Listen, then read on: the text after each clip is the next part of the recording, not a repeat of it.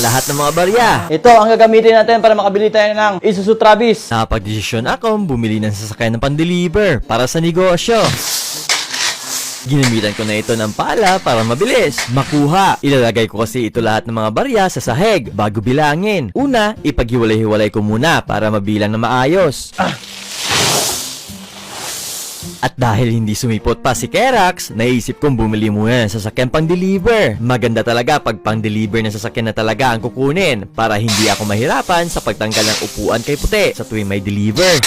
Nasa magkano kaya ang barya na ito? Wala akong idea kung nasa magkano ang mga barya na ito. Ang alam ko, ito ang mga barya na nagaling sa com shop at galing sa kliyenteng PisoNet. Minsan kasi kapag bumibili sila sa akin ng unit, barya ang binabayad nila sa akin. At tumatanggap po talaga ako ng barya sa transaksyon para hindi na mahirapan ang kliyente sa pagpapalit. Ayan, naka 100 na tayo. Ang goal ko, makabayad ako ng sasakyan gamit ang barya. Ang usapan namin sa dealer, 2 PM andun na ako sa shop nila. At 1 PM ko na ito nasimulan sa pagbibilang. Kaya tinawag ko ang isa sa staff ko para tumulong magbilang. Hey, bilangin mo to.